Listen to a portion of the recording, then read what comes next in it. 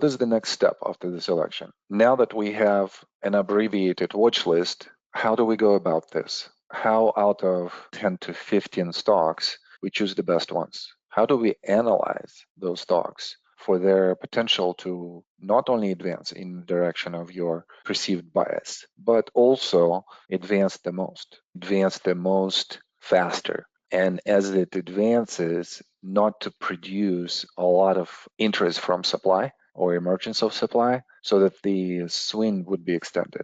That's the ultimate goal, because we always want to think in our trading that we want to optimize our presence when we are risking our money in the marketplace. So if you're going to go for something that's going to work big time, and figure out how to identify that, learn how to identify that. And obviously, I'm giving you different shortcuts to that answer, to that solution. And we'll talk more and more today about what else should we, on a very technical level, identify as specific algorithms, specific sequences, specific ideas of potential outperformance, extensions, and so on and so forth. So with that, we will talk a lot about the swing character and the bar by bar.